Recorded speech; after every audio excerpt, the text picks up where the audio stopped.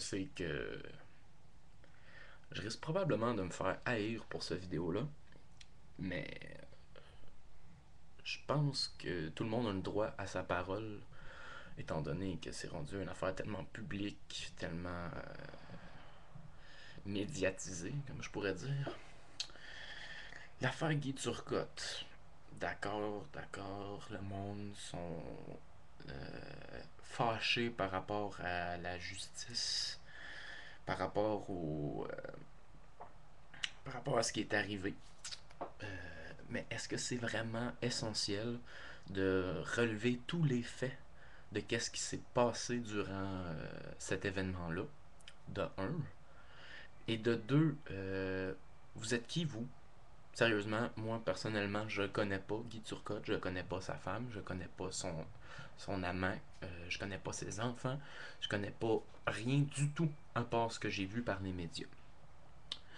Je me dis une chose, oui c'est triste, oui, je veux dire, ça me touche beaucoup, je suis pas quelqu'un d'insensible face à cet événement-là, mais il y a une chose qui vient me chercher avant tout, puis je pense que c'est le fait qu'on le médiatise encore. La mère des enfants a également dit après le procès qu'elle n'était pas satisfaite du jugement qui a été accordé par le jury, mais elle a aussi énoncé quelque chose d'important, puis je pense que ça serait important que tout le monde réalise à quel point ça peut être important pour elle.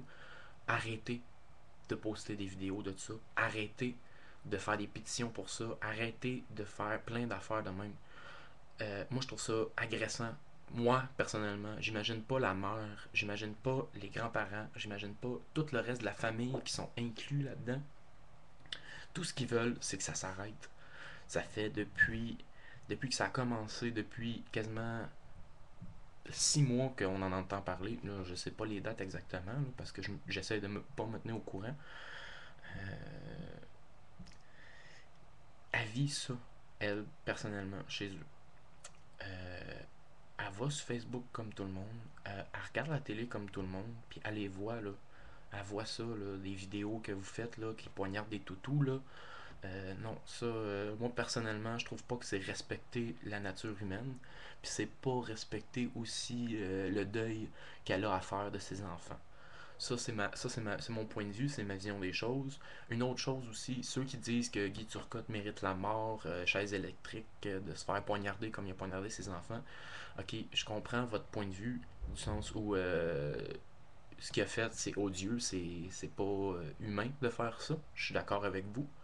Mais je pense qu'on n'est pas des jurés, puis je pense qu'on n'est pas des personnes aptes à choisir qu'est-ce qui va arriver avec sa vie.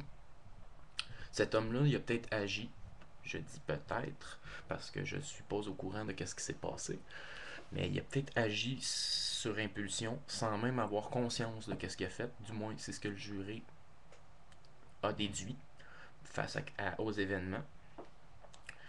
Puis cette personne-là, un jour, elle va se réveiller, puis elle va voir ce qu'elle a fait, puis tout ce qu'elle a perdu. Puis elle va voir aussi que le peuple québécois, super peuple, est après le lapider carrément, est après le repousser. Il va se retrouver tout seul, isolé. Il va probablement, je dis ça, puis je veux pas que ça arrive nécessairement parce que je respecte la vie en soi. Il va probablement finir ses jours au bout d'une corde. Il va probablement se suicider face à tout ça. Donc, tous ceux qui veulent la mort de Guy Turcotte, sans même le connaître, moi je trouve que c'est engendrer une haine qui est inutile, je pense, dans le monde d'aujourd'hui. À la place de focuser sur des événements qui sont même pas de notre ressort, regardez donc autour de vous, regardez vos proches, votre famille, parce que la dépression, c'est une chose importante. Puis il y a beaucoup de gens qui sont affectés par ça. Les maladies mentaux, les troubles psychistes, c'est quelque chose que le monde, je sais pas pourquoi, mais ils voient pas ça autour de nous parce qu'ils sont trop préoccupés par des événements comme ça. Puis oui, c'est tragique, oui, c'est triste, puis oui, c'est bien de vouloir commémorer la mémoire des enfants. Mais si tôt, je penserais pas. Peut-être dans 2 ans, faites des vidéos en souvenir. Le temps que la mère fasse son deuil, Le temps que la famille fasse son deuil.